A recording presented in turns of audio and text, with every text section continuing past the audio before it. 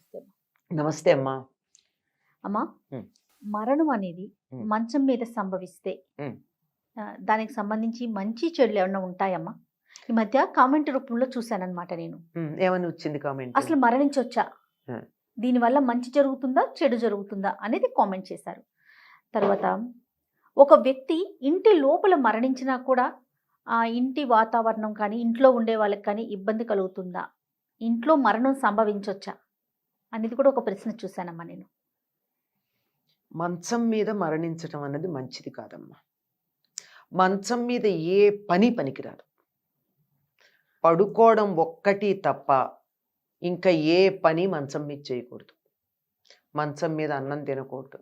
మంచం మీద కూర్చొని చదవకూడదు. మంచం మీద కూర్చొని జపాలు తపాలు అవేమీ చేయకూడదు. ఏ పని కూడా మంచం మీద చేయకూడదు. దేనికి ఏది కేటాయించబడిందో దానికి అది మాత్రమే చెయ్యాలి తప్ప మిగిలింది చేయకూడదు. అంతే కదా? అవునవును. మంచం అన్నది పడుకోవడానికి. అది ఎందుకు పనికిరాదు మిగిలిన వాటికి అంటే ఆ విషయం మనం గమనించాలి. మనిషి శరీరంలో ఎక్కువగా జీవ ప్రక్రియ జరిగేటటువంటి సమయం నిద్రపోయేటప్పుడు మెటాబాలిక్ యాక్టివిటీ జరుగుతుంది. విపరీతంగా చెమట పడుతుంది.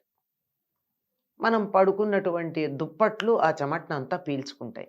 అంతేకాకుండా ఇట్నుంచటు దొర్లినప్పుడల్లా ఈ చర్మం మీద అప్పటికప్పుడు పడిపోయే చనిపోయినటువంటి కణాలు ఉంటాయి కదా, మృత కణాలు, డెడ్ సెల్స్, అవన్నీ మంచం మీద పడతాయి.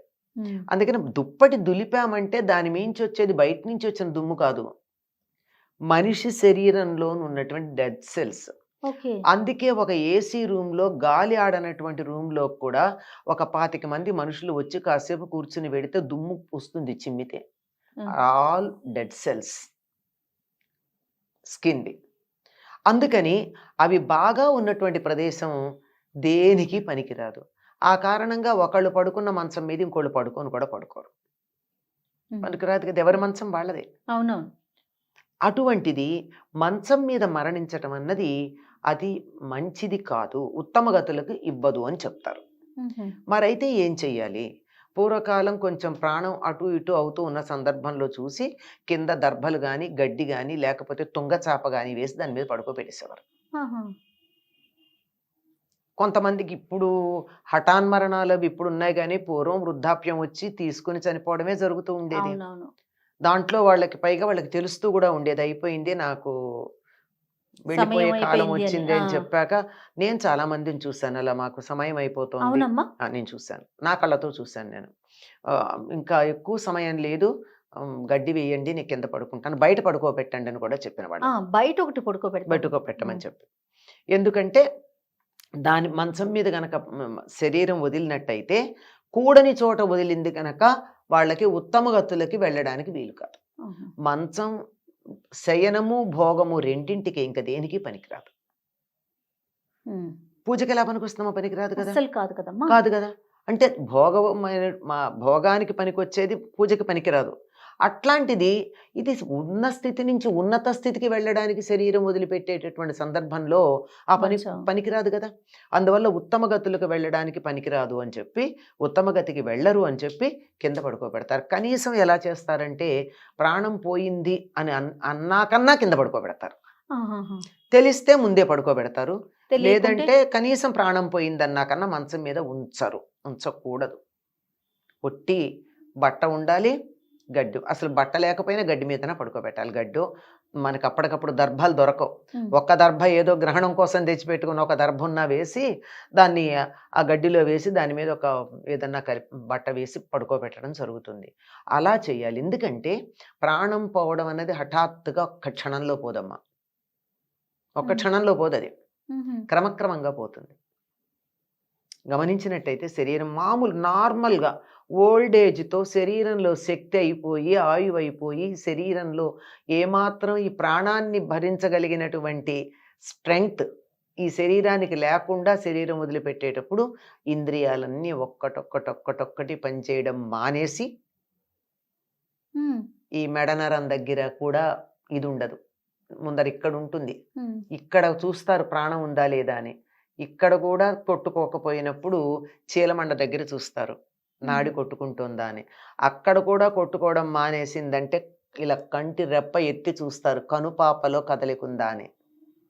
అది కూడా లేదంటే ఇంక అయిపోయినట్టు.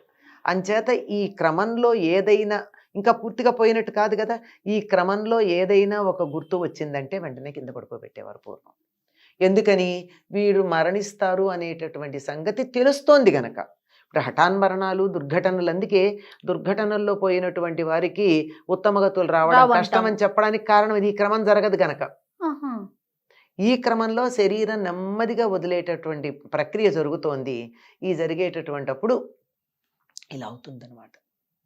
అందుకని అది తెలిసి కింద పడుకోబెడతారు. అలా గనక అయినట్టయితే మరి దర్భకి ప్రత్యామ్నాయంగా గడ్డో తుంగచాపో వేస్తారు. కానీ దర్భ అయితే శ్రేష్టం. సహస్ర పరమాదేవి శతమూల శతాంకుర సర్వం హరతు మే పాపం దూర్వా దుస్వప్న నాశిని అని దర్భని గురించి చెప్తారు. సమస్తమైనటువంటి పాపాలు పోగొట్టగలిగినటువంటిది కనుక ఇక్కడ ఉండేటటువంటివి ఏవి కూడా తమతో పట్టుకెళ్లకుండా చాలా వరకు పాపాలన్నీ అక్కడే ప్రక్షాళనం అయిపోయి జీవుడు పైకి వెళ్ళడానికి వీలవుతుందని మంచం మీద పడుకోబెట్టుకుంటాం. మంచం మీద లేకుండా శరీరం వదిలే ఏర్పాటు చేస్తారు. అయ్యో మా నాన్నో మా అమ్మో పెద్దవాళ్ళు ఎవరో ఉంటారు కదా, అయ్యో వాళ్ళని ఇలా చేస్తామా అని చెప్పి కంగారు పడుతూ ఉంటారు. ఎంతంటే ఈ ప్రేమలు మనిషి మీద శవాన్ని ఊరేగిస్తూ గొడుగు పట్టుకుంటారండి ఎండ తగులుతోందని కదమ్మా. మమకారాలు కాంట్ హెల్ప్ ఇట్.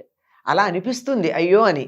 కానీ ఇది మాత్రం ఇక్కడ కన్నా ఉత్తమ, గొడుగు పట్టుకుంటే వచ్చే అభ్యంతరం ఏం లేదు, కానీ ఇక్కడ మాత్రం ఇలా ఉత్తమ గతులకి మనం అడ్డం పడకూడదుగా ఇలాంటి విషయాల్లో. అందుకని వాళ్ళకి మంచి గతి జరగాలి, ఇంతకన్నా ఉన్నత స్థితికి వెళ్ళాలి అనే సంకల్పం ఉన్నప్పుడు వాళ్ళని ఆ విధంగా చేయడమే సరైనటువంటి పద్ధతి. ఇంట్లో కూడా ఉంచరు ఎందుకనమ్మా, బయటకు తీసుకువెళ్తారు. వీలైతే అలా వాడు ఇంకా శరీరం వదులుతారు అని వాళ్ళకి తెలుస్తుంది కొంతమందికి, లేదా ఇంట్లో వాళ్ళకి గనక తెలిసినట్టయితే ఇంట్లో పోకూడదు అంటారు. ఎందుకంటే శరీరం వదిలిన చాలా కాలం పాటు 12 రోజుల పాటు ఆ జీవుడు అక్కడే తిరుగుతూ ఉంటాడు. పాపం ప్రయత్నం చేస్తాడు శరీరంలో రావాలని, అందుకే ఎక్కువ కాలం ఉంచరు శరీరాన్ని.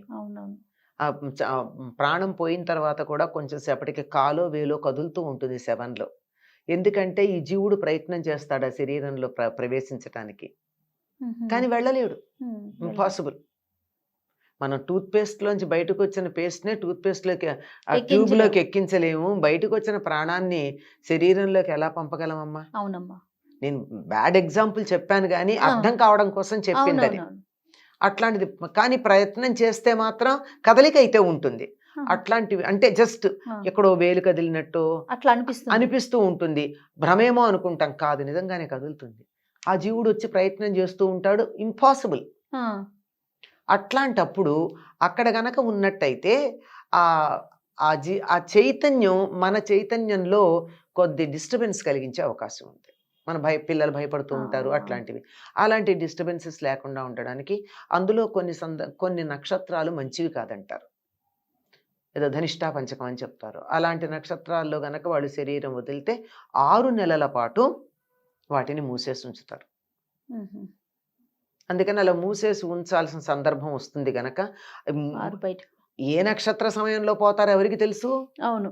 అందుకని బయట పెట్టడం అన్నది చేస్తారమ్మ, ఇంట్లో ఉంచకుండా. అది ఇంటిని మూసేసి ఉంచాలి, పాడు పెట్టడం కాదు, మూసేసి ఉంచాలి. సార్ తేడా ఉంది రెండింటికి. అవునవును. అదే. నమస్తే. నమస్తే అమ్మా.